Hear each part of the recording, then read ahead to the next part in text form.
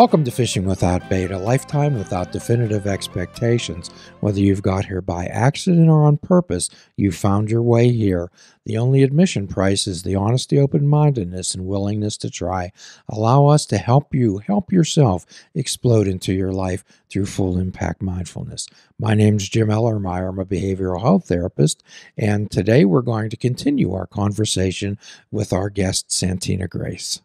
You ask for tolerance, compassion, all these higher energies to kind of assist and to help support that situation so that it can transition out smoothly. Because sometimes people are going to stick in and stick into and they're not going to change, but you have to have the compassion to understand that, right? Well, the Bible's Jesus' message was love, compassion, and forgiveness. So when you're talking about love, compassion, and forgiveness, and you're talking about calling on an angel, a spirit guide, a bodhisattva to protect you from? Sometimes it's yourself, it could be anything. It could be, protect me from making a wrong action or a wrong decision or a wrong choice, or protect me from not seeing the whole picture. You know, it could be a myriad of things. Mm-hmm. So yeah, I don't know. I mean, it could be protection from just something that you feel repressed in your life or stuck, or protect me from always being a certain way or not seeing a way out or something like that. You get what I'm saying? It's like think outside the box. I like that because I think we've been conditioned to fear evil, that there's this malevolent force that's always trying to destroy us. Yeah, no, I think we all have within us evil and goodness, and every single decision that we make in our life is taking a stance either in one direction or the other. And nobody's a saint, nobody's perfect. I even believe, I mean, this is going to be controversial, but I think that even saints made mistakes. And I Of mean, that course. they were human beings walking on this earth plane. It's part of the game. You have to mess up. It's just part of it. You have to mess up and you have to learn how to forgive yourself. Well, forgiving yourself, of course, is one of the biggest things in recovery. So the 11th step in 12-step recovery, Santina says, sought through prayer and meditation to increase our conscious contact with God as we understand God, praying only for knowledge of his will for us and the power to carry that out. So what does the term God mean to you? So I just really feel, for me, I mean, I've gone through different stages of my life.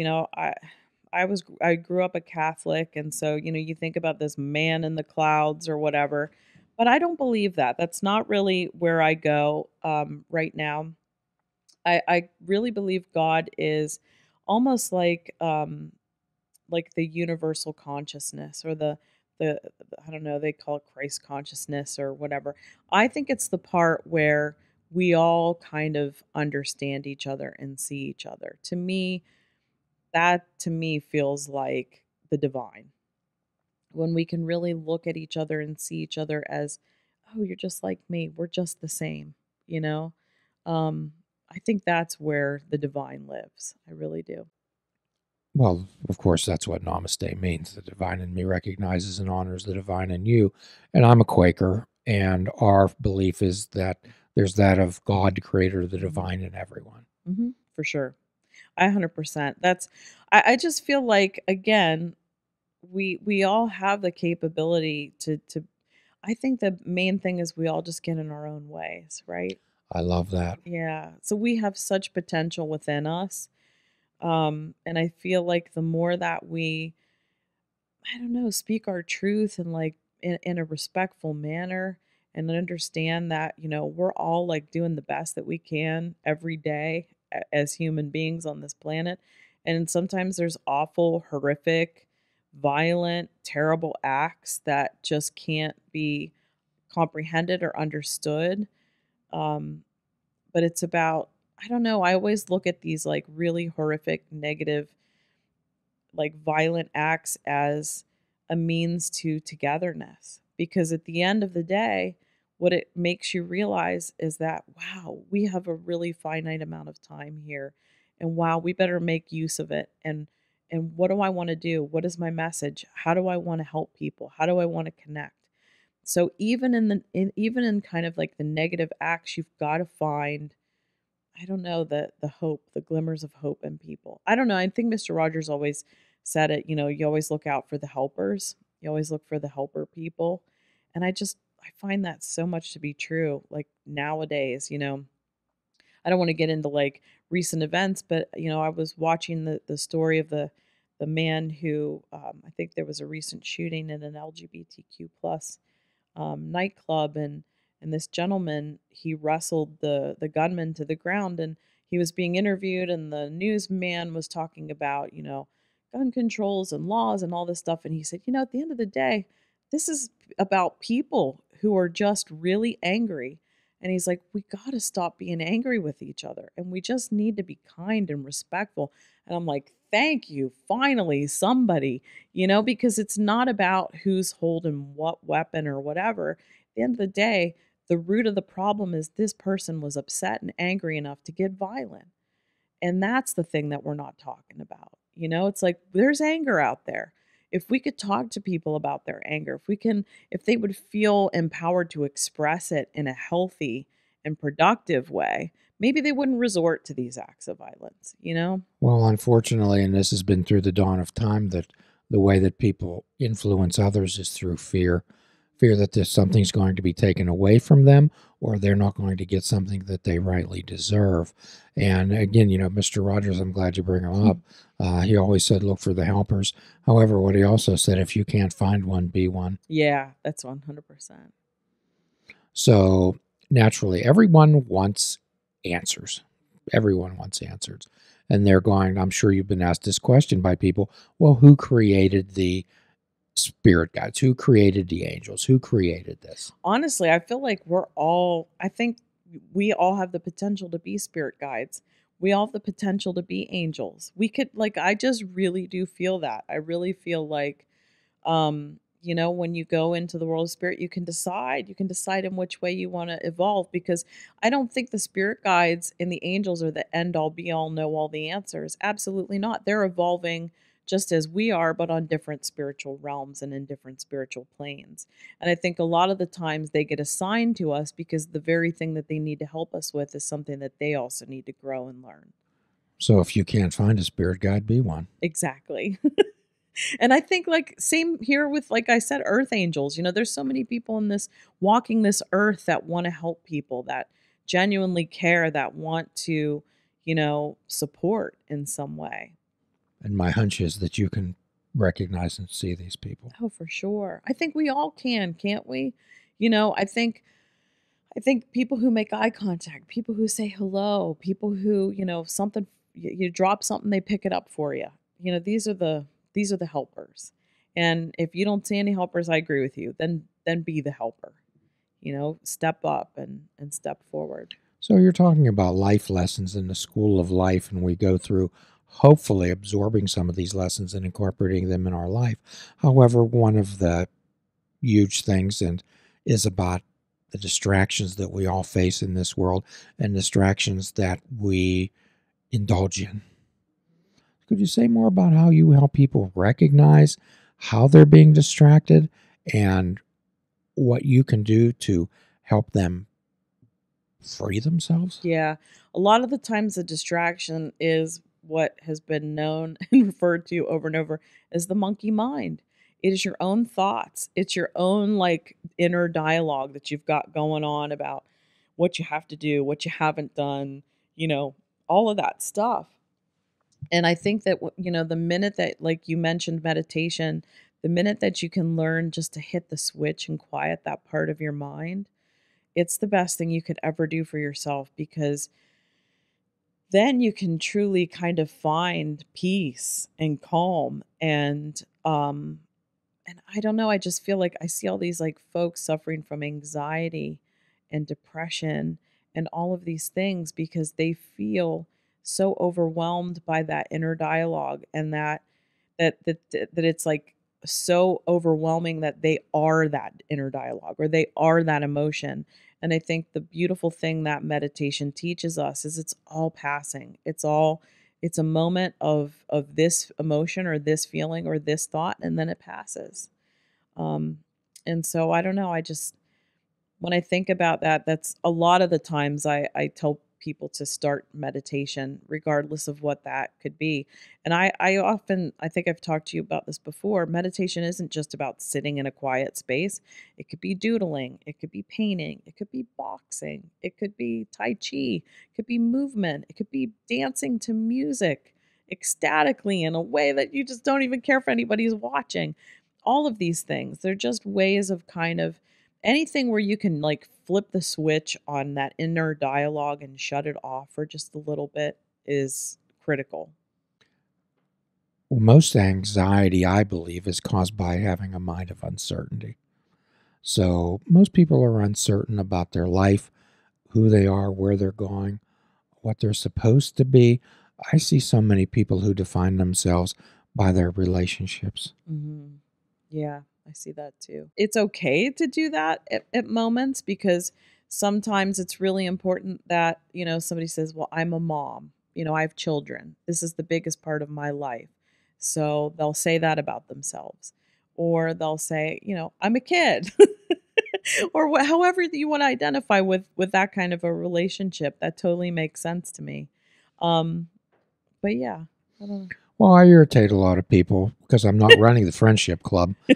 When I point out to people that being a mama, a daddy, a brother, a sister, a friend, partner doesn't define who you are. Your values and your choices and your non negotiables define who you are. And when you more clearly define them, you'll be a much better mama, daddy, brother, sister, friend. So, how do you help people clarify their values and their choices? Yeah. So I think that is a really good question. Um, so a lot of times I'll read that for people.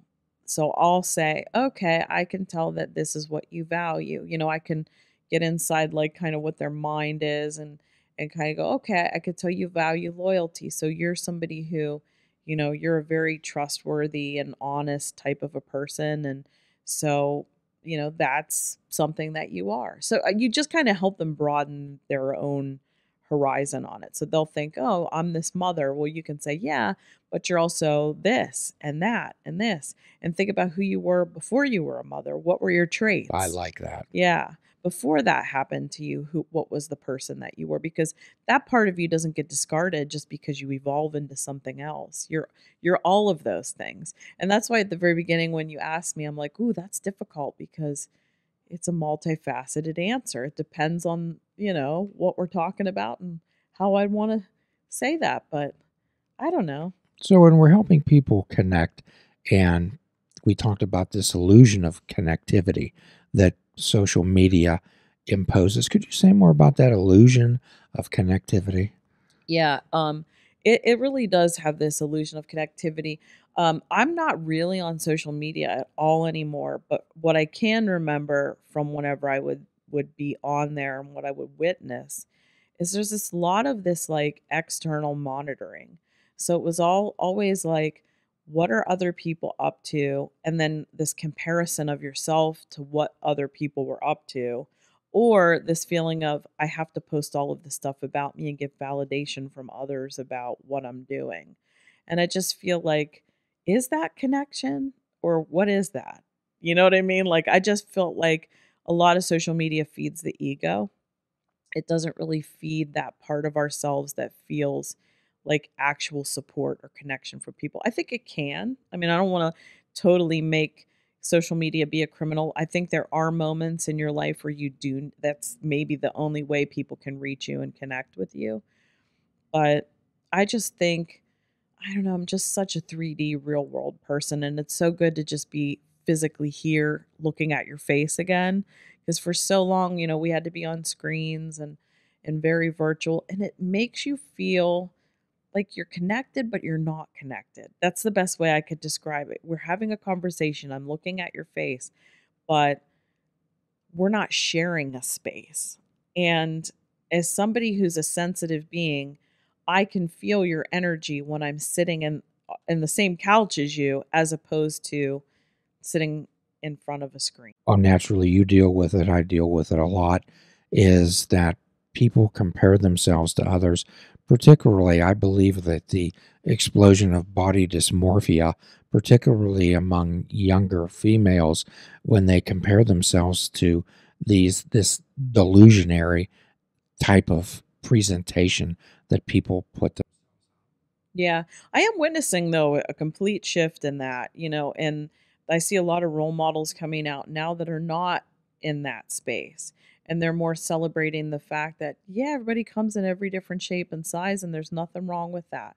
So I try to focus on more of that and how I'm seeing the tides turn just a little bit I'm with glad that. you feel that way, as when Yeah. most people come to see me, they don't come in to tell me how well they're doing. Yeah, I get it. I get that. But I also think that, I'm seeing, and I don't know if it's just because what I'm choosing to notice, because that's a factor too. Um, and I realize that, I realize that you can choose what you want to tune into or not. And I probably don't choose to tune into a lot of that kind of uh, social media where it's like, this is the perfect image and whatever. But I kind of feel like people aren't really interested in that anymore. At least I'm not. I mean, I could speak from my own perspective. I don't need to watch the Victoria's Secret show and watch everybody be. Well, it's not the Victoria's Secret I'm show. It's just. people that put themselves out on Instagram, That's true. put them on Facebook, on Twitter, and they have these fantastic, lovely lives. They're showing the wonderful vacation they're on, or the dream home that they have, or their perfect children, or their wonderful pet. Uh, However, and then people compare themselves. Well, my life's not like that. And what I try to help people understand, and not very often that this sinks in, I tell them in the Buddhist world, we say that flowers don't compare themselves to other flowers, they bloom. And I try to impress upon themselves, your job is to bloom, Mhm. not Yeah. to compare yourselves to the other flowers in the garden. Yeah. That is really good. That is a good thought process. The other thing I feel too with social media, and I've seen it, is there is this real, and I don't know. I mean, the only one that I really notice now is I will watch a little bit of TikTok, and I do see people being real and honest. And I've seen people being in mental health crisis and moments of like just saying to people, I'm not okay. I need to step away from this for a while. I've even outside of TikTok, like I've seen people take breaks and just saying, I'm taking a social media break. I need to recognize that this isn't healthy for myself. And I think I get encouraged by seeing that I hope because that's a good message that they're putting out for other people to follow. However, I'm also more aware of the TikTok therapists. yeah, for sure. But no, I just think that there's people who need to sometimes say, "Hey, I'm not okay right now."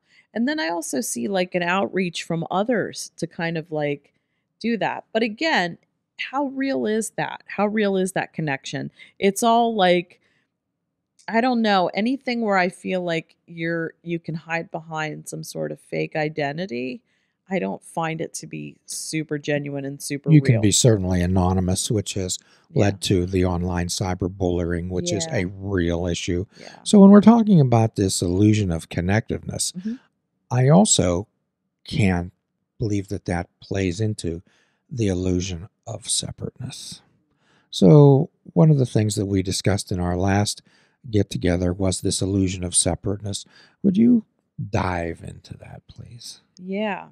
Um So yeah, I mean, I think the illusion of separateness, we talked about it a little bit, earlier in our discussion about just what your preferences are and what you like and what you don't like. And, you know, at the end of the day, it's like, well, you both like colors and you both like flavor of ice cream. So it's like you kind of got to get past the very specific differences to understand the overlaying kind of connection between people.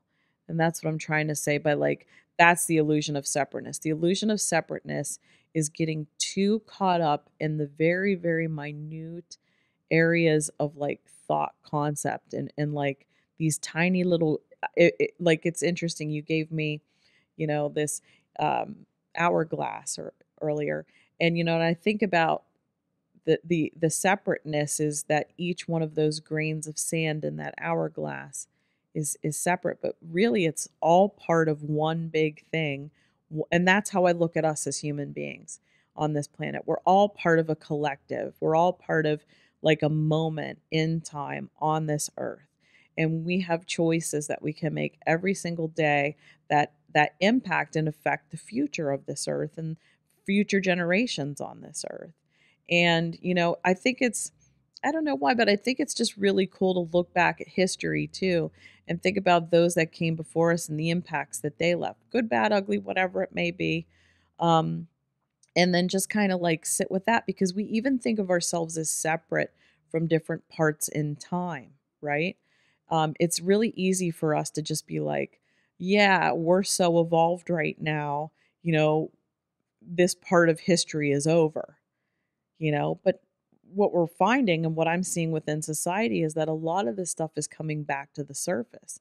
These things that have not yet been healed by previous generations. Like a lot of the in Canada they had all of this stuff going on with the indigenous culture there where they had, thought everything was fine and healed and everything got covered up, and then no, there's still woundings there. No, there's still something that we need to talk about. There's a conversation that needs to happen. There's healing that needs to go forward. We need to be doing things differently. We need to be having this conversation. So I think as I guess a collective conscious moment in time, it's almost like we're at this moment of like, I don't know if I want to say the word reckoning, but it is that. It's very much like, okay, let's talk about our ancestors and the things that they didn't do right. Let's talk about present day and the things we're not doing that's okay with us. And let's talk about the future and how we make it be what we want it to be. And so, I don't know, whenever we talk about separateness, I even think about spaces and time and not being separate from that, right? Because, in a sense, I just feel like we are our ancestors and we carry the seeds of the future. So we're that again, that's the connector theme. We're that connector between the past and the present and the future. So for me it's none of that is separate. We're going to continue our conversation with Santina Grace, and as a reward for listening today, you have a free prescription: fruits, nuts, and vegetables. Unplug your television and take up fishing. And for a truly mindful experience, we suggest that you fish without bait. Do a kindness for yourself and do a kindness for another. Forgive yourself and forgive another. Invite joy into your life and make beautiful choices. If we're all not God's children, none of us are God's children. Till all are free, none are free. Namaste.